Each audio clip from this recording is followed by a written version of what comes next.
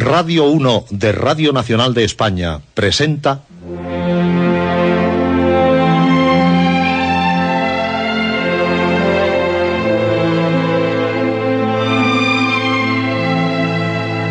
Historias.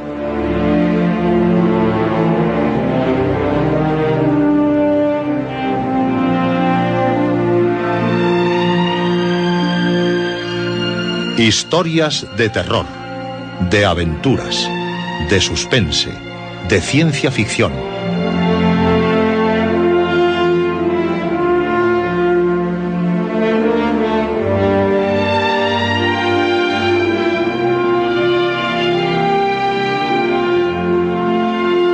Un programa escrito y dirigido por Juan José Plans.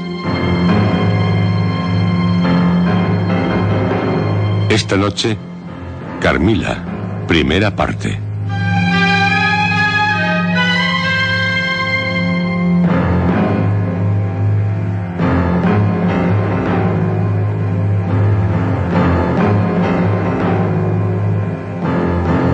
Esta es, ya, su noche. La noche de usted. Y usted. Y también usted. La noche mágica de cuantos desean vivir historias con historias.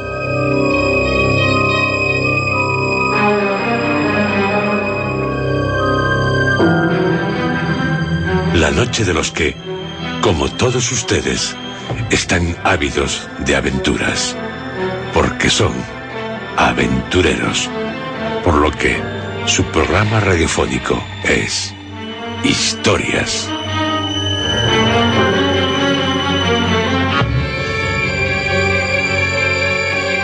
Historias apasionadas para vivirlas apasionadamente, como la que esta noche comenzaremos a ofrecerles. La historia de Carmila, uno de los más inquietantes relatos de vampiros. Una historia tan delicada como aterradora.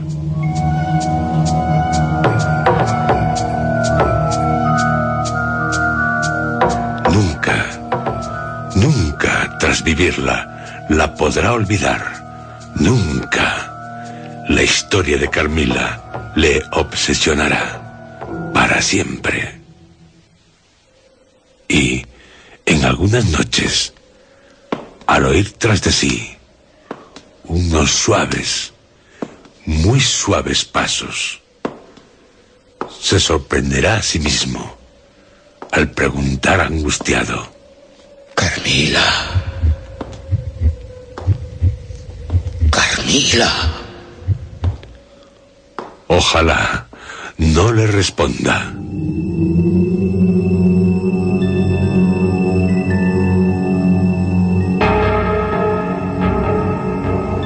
Carmila es, de la literatura vampírica, uno de los mejores relatos.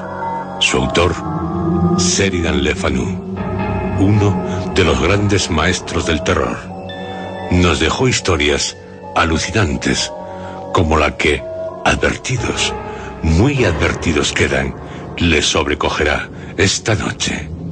La noche de los del Club Historias, noche apta solo para valientes.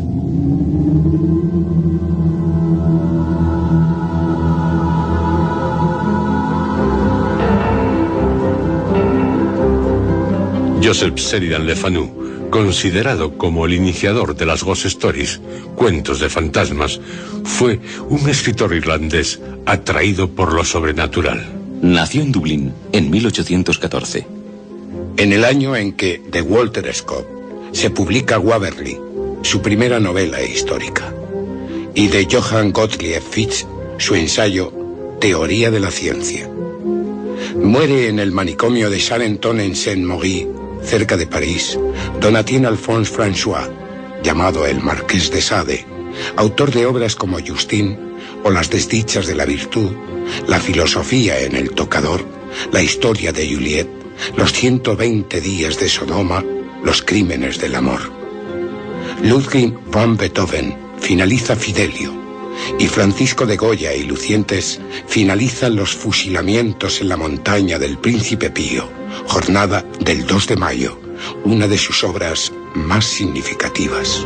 Le Fanu, por parte de su padre, procedía de una familia hugonote, los protestantes que en Francia seguían la secta de Calvino, que había emigrado a Irlanda en el siglo XVIII. Su padre, un reverendo protestante.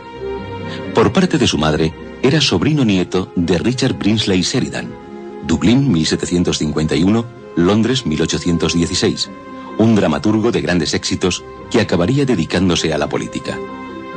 Destacan, entre sus comedias, de las más celebradas del siglo, Los rivales, El crítico, La escuela del escándalo. Tras estudiar en el Trinity College de Dublín, inició la carrera de Derecho, que abandonó para dedicarse al periodismo. El Dublin University Magazine, siendo dirigido por él, alcanzó un gran prestigio internacional. También destacó su actividad en el Evening Mail.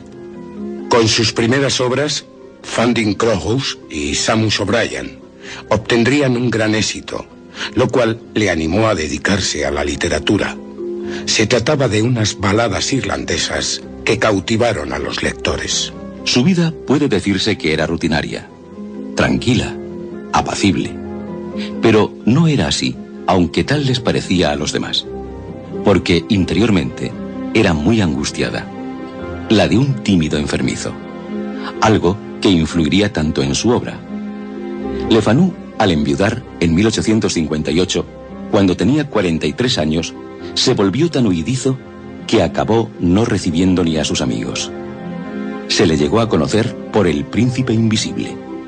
Se encerró en su casa, dedicándose a leer y a escribir. Decía que sus novelas seguían el modelo de las históricas de Walter Scott, pero más influyeron en su obra las místicas de Emanuel Swedenborg, teósofo sueco, atraído desde niño por las manifestaciones sobrenaturales y metapsíquicas. Obras de Swedenborg, como De Coelo et Inferno, fascinaron a Le Fanu por su carácter esotérico. También las del doctor Carl Gustav Carus influirían en él. Sus teorías prepsicoanalíticas le resultaban de gran interés. Le Fanu, en sus últimos días, era presa de una pesadilla. Su casa se derrumbaba sobre él. Murió repentinamente en 1873, en Dublín, a los 59 años. Era reciente la publicación de su novela Dispuesto a morir. Falleció en el año en que Arthur Rimbaud publicó Una temporada en el infierno y Benito Pérez Galdós, Trafalgar, primera novela de la serie Episodios Nacionales, y en el que también murió David Livingstone, misionero y explorador británico en busca de las fuentes del Nilo.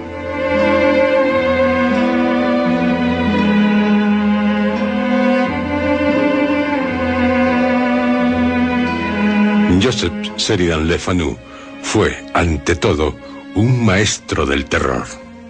Pocos como él lograron crear atmósferas tan sutilmente sobrecogedoras y personajes tan cargados de misterio. Sobre todo en sus cuentos. Algunas de sus novelas están olvidadas, como también casi todos los cuentos que, tras contraer matrimonio, escribió en colaboración con algunos familiares. De sus novelas destacan La casa del cementerio, 1863, y Tío Silas, 1864. En total, escribió 14, de las que tampoco debemos olvidar La mano de Wilder, 1864, o Guy de Berel, 1865. Le Fanu nos dejó 30 extraordinarios relatos, como Té Verde, La mano fantasma, El fantasma de la señora Kroll, El pacto de Ser Dominique, El huésped misterioso, El sueño del bebedor, Dick con el diablo, La prima asesinada.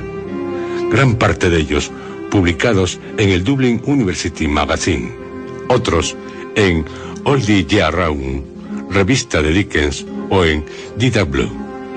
También, como ya hemos dicho, algunas baladas en las que está presente el folclore irlandés y muchos artículos. No cabe duda de que Joseph Sheridan Le Fanu fue un autor prolífico. y nos dejó obras maestras como Carmila.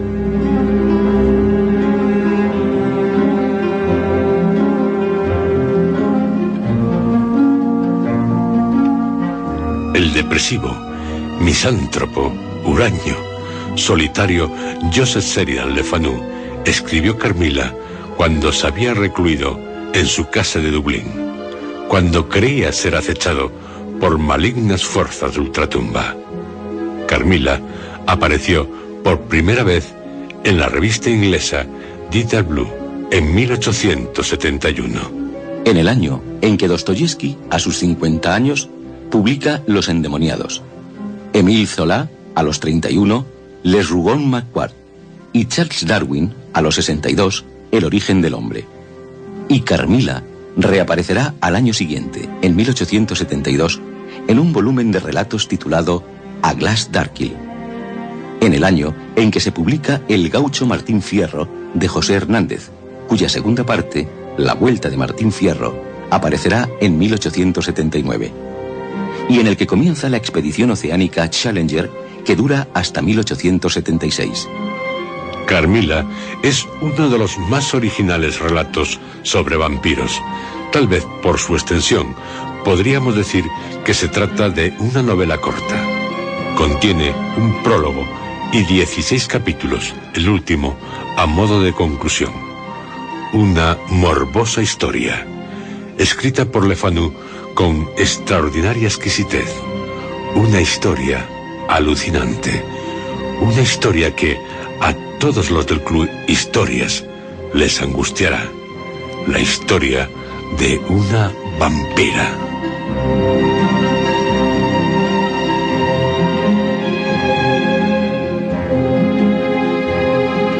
La acción de Carmila en Estiria y en el siglo XIX. ¿Por qué en Estiria, una de las provincias de la República Federal de Austria? Cierto que Le Fanu podía haber situado la acción en la propia Irlanda. Existió en ella un vampiro, el llamado Deardue, que significa chupador de sangre. Según la tradición, solo se podía evitar que saliera de la tumba levantando una pirámide de piedras sobre esta. Algo que inspiraría a otro irlandés, Bram Stoker, para su relato El huésped de Drácula. O en Inglaterra, donde en el siglo XIX volvió a creerse en la existencia de vampiros. Creencia prácticamente desaparecida al final del siglo XII. O en Escocia, donde el Red Cap, bonete de color rojo al ser teñido de sangre, era un temido espíritu maligno. O en el país de Gales, que igualmente contaba con algunas leyendas tradicionales protagonizadas por vampiros. Le Fanu, que solía elegir las Islas Británicas como marco para sus obras, en Carmila prefirió que la acción fuera en un lugar lejano, como lo era Estiria, para que la historia resultara más creíble, porque Estiria era también tierra de vampiros. De los vampiros austriacos, en el siglo XVII, escribió Henry Zophius. Nos instruye en su tratado acerca de las prácticas de los vampiros austriacos. Los vampiros, en cuanto abandonan la tumba por la noche, se arrojan sobre los que duermen en sus lechos, chupándoles toda la sangre.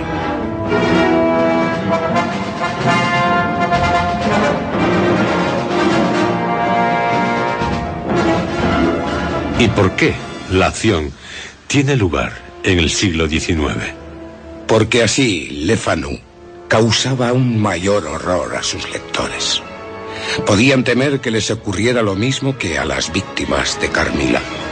Pero, añado, logró tan espantoso relato que aterrará en cualquier tiempo, como en el presente.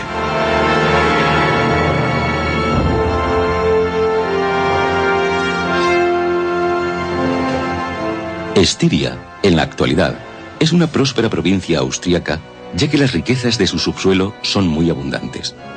Minas de lignito, de grafito, de magnesita, de hierro, sin olvidarnos de las salinas de Bad Ausse, se unió a Austria al suceder su duque Fernando, en 1619, al emperador Matías.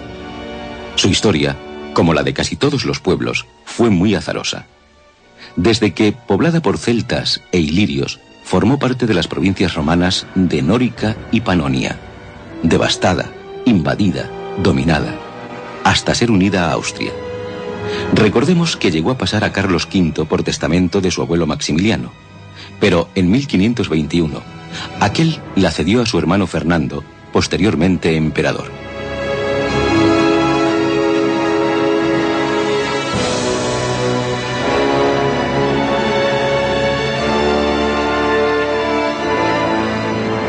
En Estiria y en el siglo XIX, Carmila, para nuestro horror. ¿Carmila? ¿Quién es?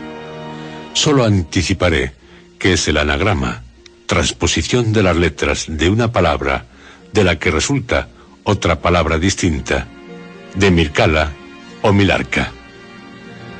Escriban Carmila y también Mircala o Milarca. Comprobarán que, transponiendo las letras de cada uno de estos nombres, Mircala o Milarca, resultará Carmila, por lo que se preguntarán, ¿quién es Mircala o Milarca? Ya lo sabrán, para su espanto.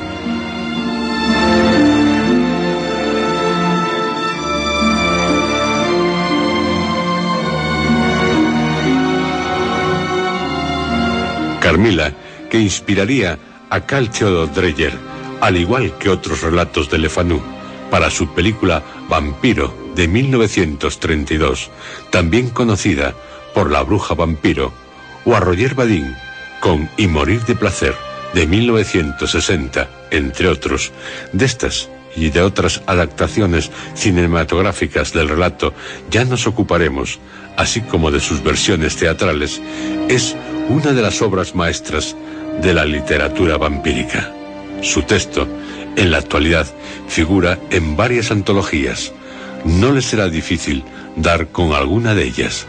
No obstante, les advierto que no en todas se publica el prólogo al relato, y es de interés el leerlo, aunque creo que debería publicarse con un comentario que aclarase la razón de tal prólogo. Y es que Carmila, en 1872, como ya les hemos recordado, apareció en un volumen de relatos, A Glass Darkle, todos ellos anotados por un tal Dr. Geselius. O sea, el Dr. Geselius hace de hilo conductor de los relatos de A Glass Darkle. Por lo que, si no se ofrece una explicación así, el lector puede preguntarse a asunto de qué viene tal prólogo, si Carmila se publica independientemente, como suele hacerse, del resto de los relatos que componen tal libro. Nosotros sí les ofrecemos tal prólogo. En él se nos dice: al relato que sigue, el doctor Geselius ha añadido, en un papel aparte, una nota bastante elaborada en la que hace referencia a su ensayo sobre el extraño asunto de este manuscrito. El doctor Geselius, en su ensayo, trata este misterioso asunto con la erudición y perspicacia a la que nos tiene acostumbrados, y con una gran capacidad para aclararlo y sintetizarlo. Será todo un volumen de la obra completa de tan extraordinario hombre. Como por mi parte, publico el caso en este volumen con la única finalidad de interesar a los profanos, no anticiparé nada de lo que la inteligente dama nos relata en su manuscrito. Por lo que, tras sopesar debidamente la cuestión, decidí abstenerme de presentar ningún tipo de precisión sobre el razonamiento del eminente doctor Geselius, ni extracto alguno de su exposición sobre un tema que él describe, diciéndonos que es probable que sea algo que tiene que ver con algunos de los más profundos arcanos de nuestra existencia dual, o de sus estadios intermedios. Al descubrir este documento, me sentí ansioso por reanudar la correspondencia que hace ya muchos años el doctor Geselius inició con una persona tan inteligente y cautelosa como parece haber sido su informante. Pero lamentablemente supe que entre tanto la dama había muerto. Probablemente tal dama poco hubiera podido añadir a lo que dejó escrito con tanta minuciosidad, a mi juicio, y que a continuación se da a conocer.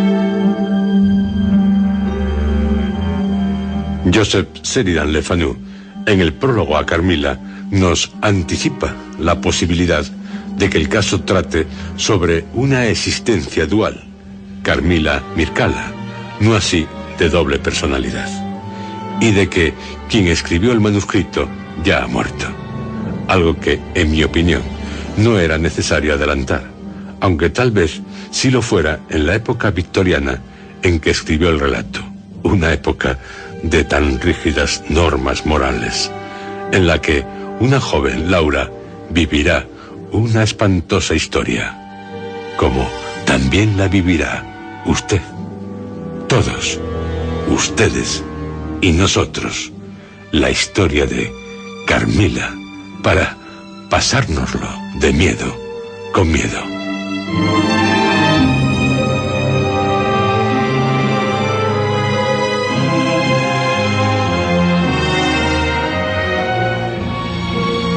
Le Fanu perteneció a esa escuela de tradición romántica, semigótica y cuasimoral que existió hasta casi finales del siglo XIX.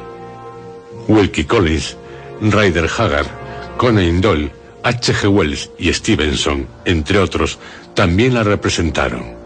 Lovecraft escribió acerca de esta escuela: a ella pertenecen claramente aquellos relatos de horror contemporáneos que, centrados en el suceso más que en los detalles ambientales, apuntan más al intelecto que a una tensión maligna o a una verosimilitud psicológica, y adoptan una posición concreta en simpatía con la humanidad y su bienestar.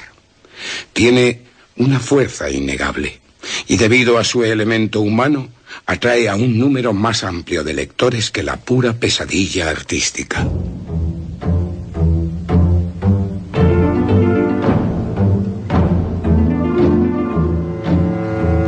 Le Fanu, aunque en algunas de sus obras también se sirva de cuanto caracteriza a la novela gótica, como en El tío Silas o La casa junto al cementerio, procura alejarse de ellos, intentando que una atmósfera de misterio, sin necesidad de truculencias, haga de lo natural algo sobrenatural, o al revés. Racionalizando lo sobrenatural, lograría una mayor credibilidad de sus historias, que, con sus obras, se tenga la emoción del terror. Con él, en gran parte, se inicia un nuevo género gótico, del que las hermanas Bronte acabarán siendo quienes lo perfilan completamente. Emily con Cumbres borrascosas y Charlotte con Jane Eyre. Para Richard H. Thayer, en toda Ghost Story, la narración se inicia con una escena de la vida cotidiana. A continuación, se introduce un elemento inquietante e incomprensible que el lector o el personaje principal del relato podrían interpretar bien como intervención sobrenatural, bien como hecho extraño, aunque susceptible de explicación racional. Esta primera aparición del elemento terrorífico puede tener lugar al principio o casi al final del relato, según el mucho o poco tiempo que el autor desee emplear en crear el clima o el ambiente de la obra. El protagonista interpreta ese primer suceso inquietante de modo absolutamente racional, hasta que una serie de sucesos, o su inmersión en el otro mundo, o la transformación de su propio cuerpo, le convencen de que es fútil todo intento de racionalizar los hechos. He aquí el descenso a las tinieblas, presente en todo cuento de miedo. Durante algún tiempo, que varía según el gusto y la habilidad del autor, abandonamos el mundo diurno de violencias y frustraciones cotidianas, que por muy horrible que nos pueda parecer, es, en definitiva, un mundo solar, y nos sumergimos en el reino del demonio, donde el autor, si es bueno, sabe crear una atmósfera que nos permita fácilmente efectuar la voluntaria suspensión de la incredulidad. mediante una astuta mezcla de elementos fantásticos y macabros y de detalles realistas, logra convencernos, aunque solo sea durante una fracción de segundo, de que tal reino existe, de que el mal no solo pertenece al alma humana.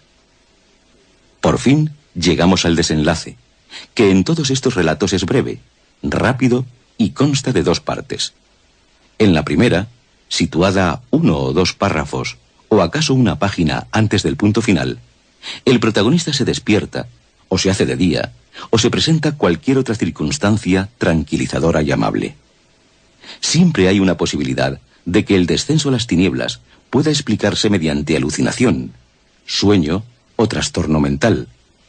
Pero aún queda ese último párrafo, ese último hecho, ese último y sagaz detalle que conserva el recuerdo de la noche que acaba de pasar, ese último grito y esa última desaparición que nadie puede explicar.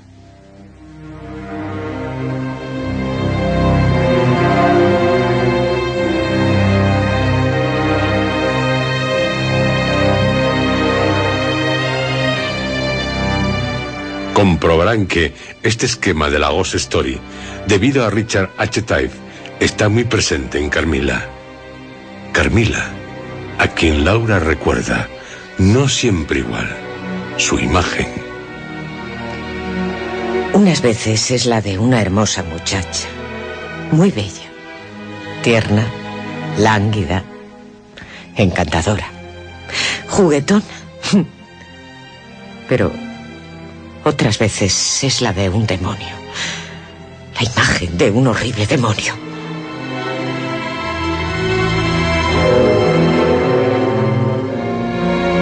Se atreven a conocer a Carmila. Oh, sí. Ustedes, los del Club Historias, son valientes, osados, intrépidos, tanto como para arriesgarse ahora, ya, a ir a un castillo en algún lugar de Estiria, donde acecha Carmila.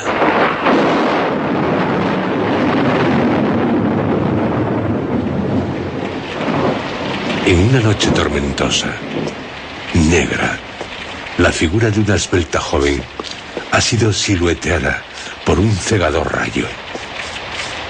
Se detiene, escucha atentamente, cree haber oído algo que la aterra. ¿Carmila? ¿Carmila? Pero si ella no puede... Qué estúpida soy. Carmila ha muerto. ¿Muerto? ¿Y por qué si está muerta? Algunas veces oigo tras de mí sus leves pasos. ¿Se trata solo de una pesadilla? Ah, solo.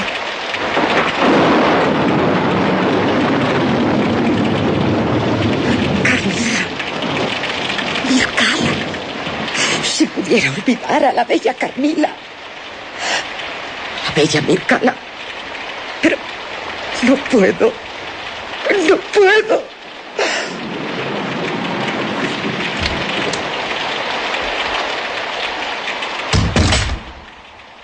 Nos acercamos lentamente a ella. Enciende una vela y... Laura. ¿Quién es? Oh, no se preocupe, Laura. Solo soy el que usted desea que sea. ¿Y que yo? Sí, Laura. Soy ese al que quiere contarle lo que ocurrió. Porque solo contando la historia, que la sigue angustiando, aterrando a alguien, podrá comenzar a olvidarla. Ese alguien soy yo. Y yo soy muchos. Si me la cuenta, si nos la cuenta, Carmila no volverá a atormentarla. Tiene que desahogarse. Y ahora. Porque ¿cuántos años han pasado ya desde que Carmila... 8 años. 8 años. 8 años creyendo oír, solo creyendo, tras de sí a Carmila. acercándose a usted con suaves pasos, temiendo volverse y verla como una hermosa muchacha o como un espantoso demonio. Sí, Laura, cuéntenos su historia y así se librará de lo que tal vez sea más que una espantosa pesadilla. Siéntese. Tenía usted por entonces 19 años y era feliz en este castillo con su padre.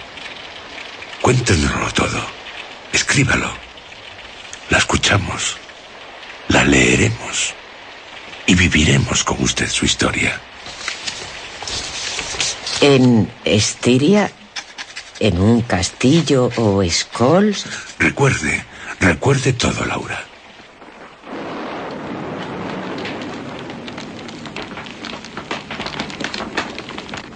Aquí, aunque no somos nobles, vivimos como si lo fuéramos. Sí, padre, como nobles. ¿Quién lo duda? En esta parte del mundo, una pequeña renta da para mucho. Hace milagros. En cambio, en nuestro país, viviríamos, sí, cómodamente, pero no seríamos ricos. No nos podríamos considerar entre la gente pudiente. Pero aquí, en Estiria...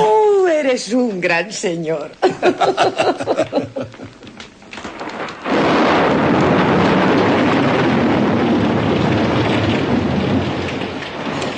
Su padre es inglés y usted tiene un apellido inglés, pero nunca ha ido a Inglaterra. Ni me importa. ¿Por qué? En este lugar tan solitario, tan primitivo y tan barato, no alcanzo a imaginarme en qué manera una cantidad mayor de dinero podría añadir materialmente algo a nuestro bienestar. No podría aumentar nuestros lujos. ¿Y este castillo? ¿Una ganga? Mi padre sirvió en el ejército austriaco y cuando se retiró con la pensión, con su patrimonio, lo adquirió desahogadamente. Y también el terreno en el que está situado. Son varias las hectáreas que compró en un lugar que ningún otro se le puede comparar a pintoresco y a solitario. Continúe, Laura, se lo ruego. Háblenos del castillo.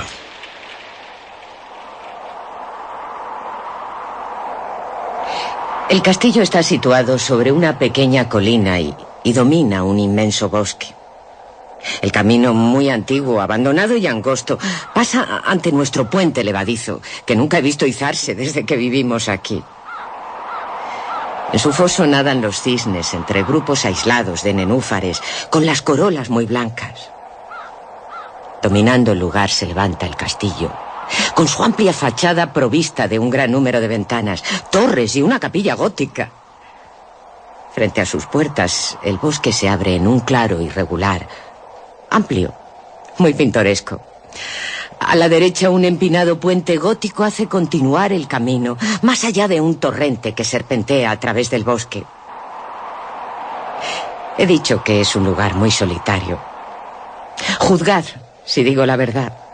Mirando desde la puerta de entrada hacia el camino, el bosque que circunda nuestro castillo se extiende sobre 15 millas a la derecha y 2 hacia la izquierda.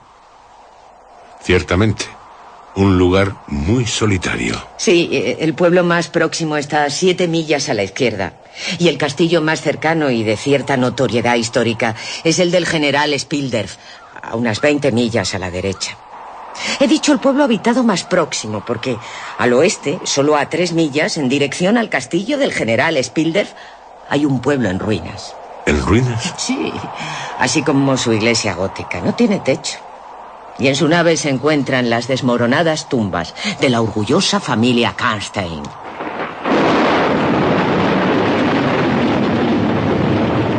Karnstein. Una familia que se extinguió hace años. Poseía antaño el desolado castillo que desde la espesura del bosque domina las silenciosas ruinas del pueblo. Un pueblo fantasma. Hay una leyenda que explica por qué fue abandonado por sus habitantes tan extraño y melancólico lugar. ¿Qué leyenda, Laura? Ya le hablaré de ella en otra ocasión. Bien, de acuerdo. ¿Quiénes habitan este castillo? El número de habitantes de nuestro castillo es muy exiguo. Excluyendo a los sirvientes y a los subalternos que ocupan los edificios anexos, Quedamos solamente mi padre, el hombre más bueno del mundo, pero ya mayor, y yo. Hace 8 años, cuando estuvo Carmila, mi padre y yo constituíamos toda la familia del castillo. Mi madre, una dama estiria, falleció siendo yo una niña. Pero tuve una bondadosa aya que había estado junto a mí, casi diría que desde mi primera infancia. No puedo recordar ninguna época en que su rostro, grueso y benigno, no constituyera una imagen familiar en mi memoria.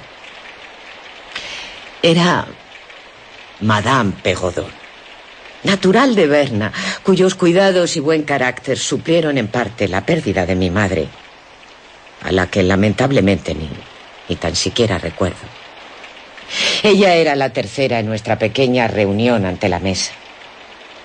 Había una cuarta, Mademoiselle de la Fontaine, una de esas damas que se podrían llamar, creo, institutrices. Hablaba francés y alemán. Madame Pegodón, por su parte, hablaba francés y chapurreaba el inglés. Mi padre y yo añadíamos el inglés, en parte para evitar que fuera una lengua perdida entre nosotros y en parte por motivos patrióticos. Lo hablábamos diariamente. La consecuencia era un navabel que causaba la risa de los extraños. ¿Y no tenía ninguna amiga? Bueno, algunas muchachas amigas mías, más o menos de mi edad, venían de vez en cuando al castillo. Algunas veces yo les devolvía la visita. Estas eran nuestras habituales relaciones sociales. También recibíamos visitas imprevistas de vecinos. Gente que vivía a solo 5 o 6 leguas de distancia. ¿Solo? La verdad es que mi vida era bastante solitaria, se lo aseguro. Por lo que me ha dicho. Mis institutrices tenían tanto control sobre mí, como podéis suponer, de tan sensatas personas en este caso, porque lo que es yo... ¿Qué?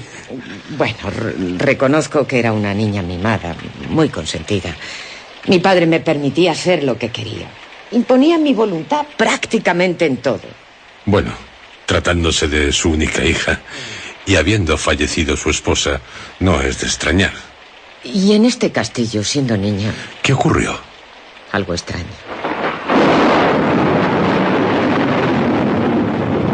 ¿Extraño? El primer acontecimiento que me produjo una terrible impresión y que aún ahora sigue grabado en mi mente es al propio tiempo uno de los primeros sucesos de mi vida que puedo recordar.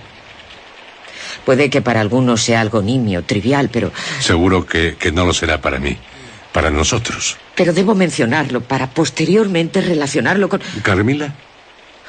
Ya. La escucho, la escuchamos.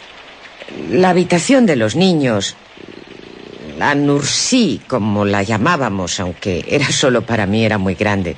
Estaba en el último piso del castillo. Tenía el techo abuhardillado de maderas de roble. No debía tener más de 6 años cuando...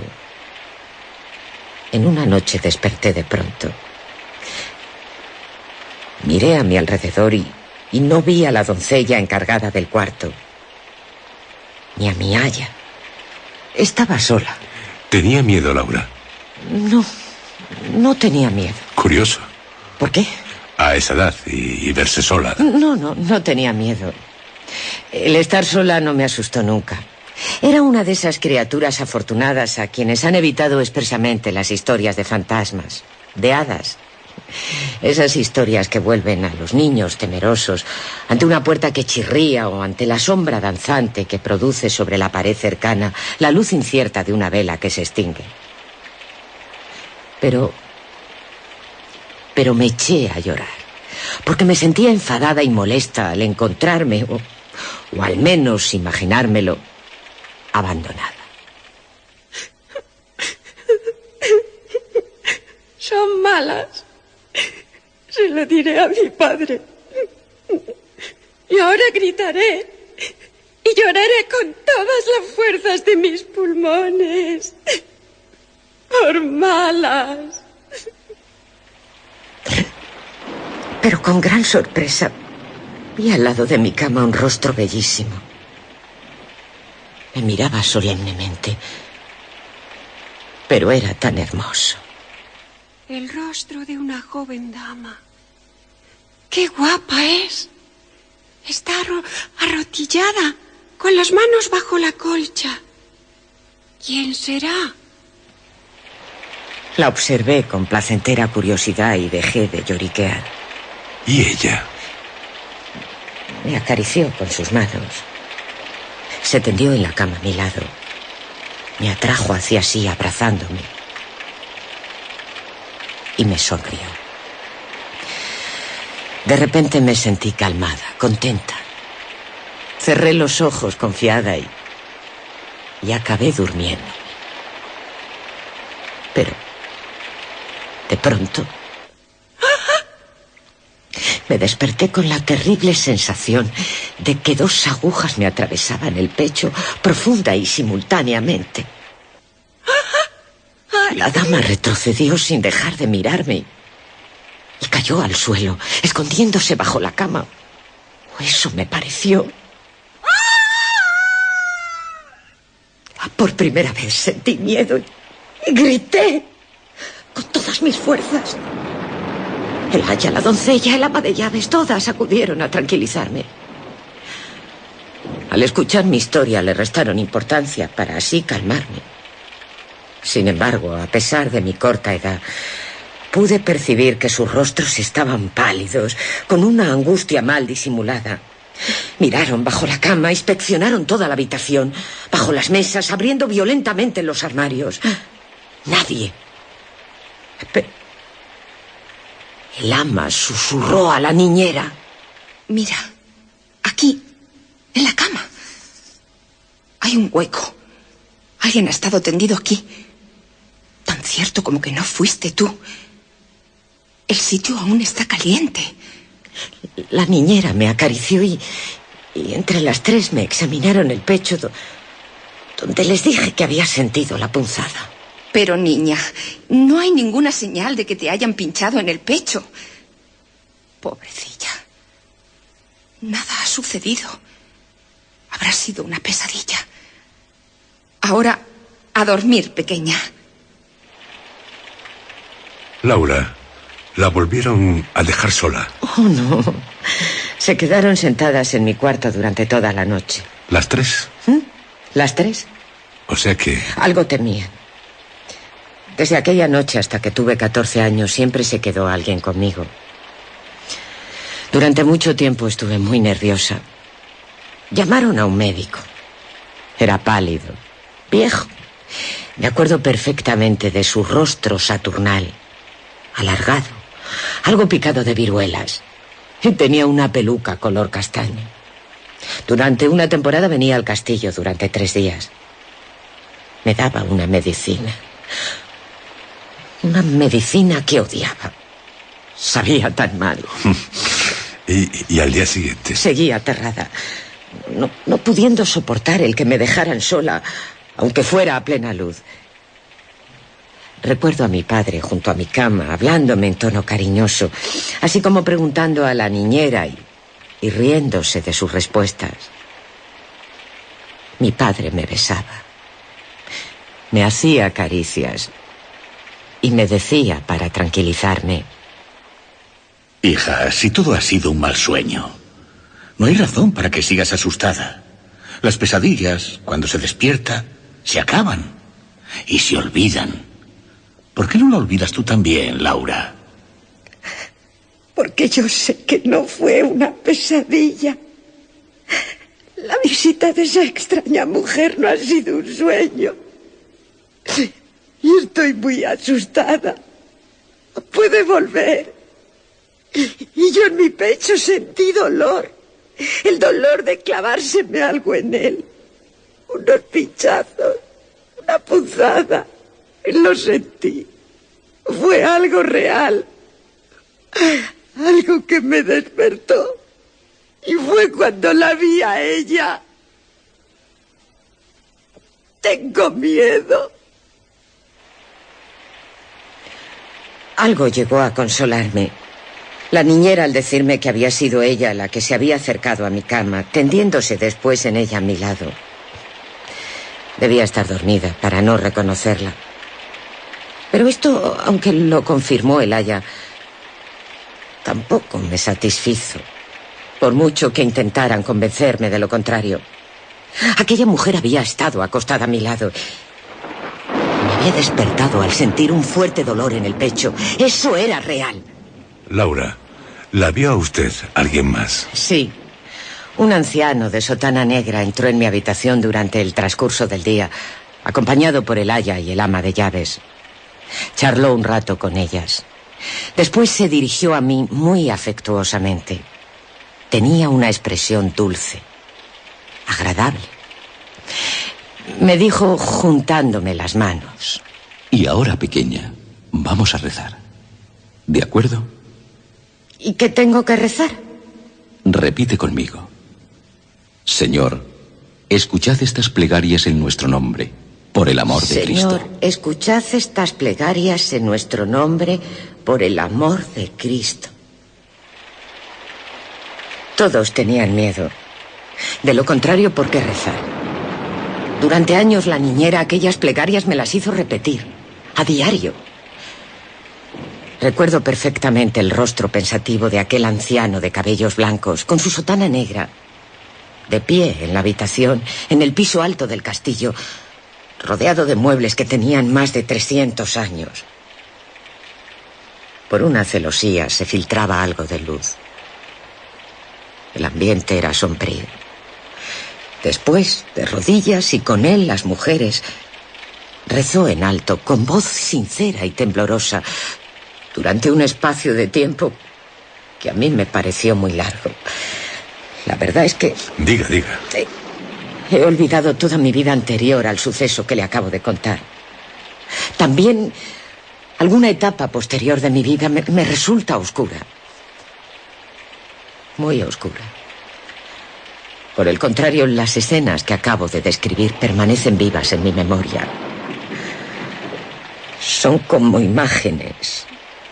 Imágenes aisladas de fantasmagoría surgida de lo negro. De más allá de las sombras.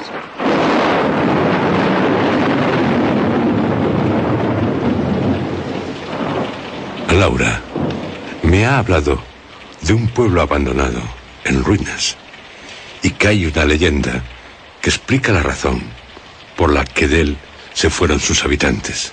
Pero aún no me ha contado esa leyenda. También me ha hablado de una familia ya extinguida, la familia de los Karsten. El castillo que poseían igualmente está en ruinas, como el pueblo sobre el que se alzaba. Y en la iglesia, las tumbas de los Karsten, olvidadas. ¿Quiénes eran los Karsten? ¿Y la dama que se le apareció? ¿Llegó a saber quién era? Sé que son muchas preguntas, pero queremos saberlo todo. Y lo sabrán, como sabrán de otros terribles sucesos.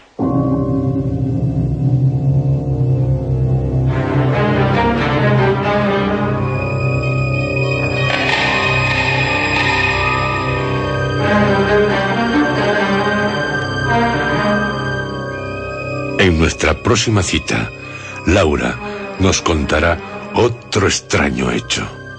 Algo que nos hundirá más, un poco más, en el horror. Porque la historia de Carmila es espantosa. Una historia para osados, como lo son todos ustedes, los del club Historias.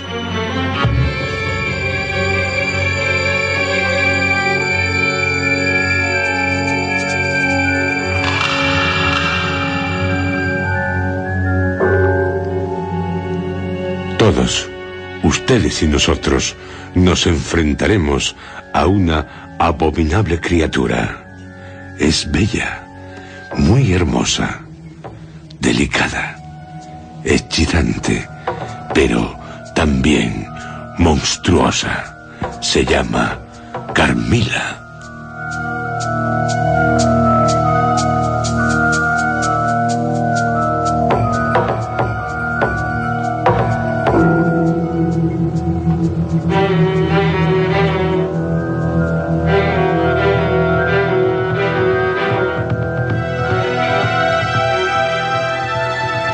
Recuerden, ténganlo presente, los vampiros son de siempre y para siempre, como Carmila. Cierto que esta historia tendrá su final, el final que le puso Joseph Sheridan Le Fanu, pero con los vampiros nunca se sabe. En cualquier momento, al menor descuido, vuelven.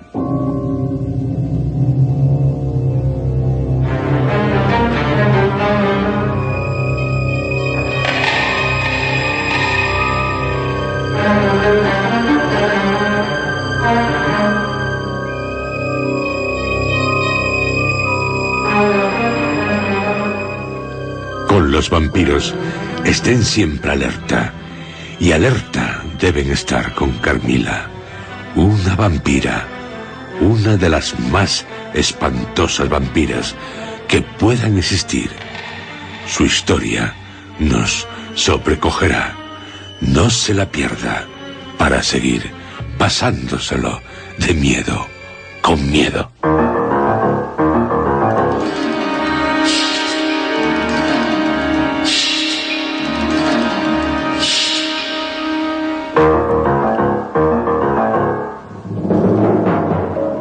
Han escuchado ustedes, dentro de la serie Historias,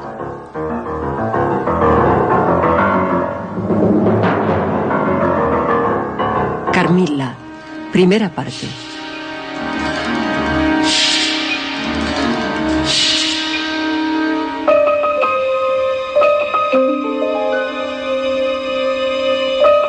Este capítulo ha sido interpretado por Juan José Plans, Roberto Cruz, José Antonio Ramírez, Luis Alonso Carrasco, Pepa Terrón y Natalia García.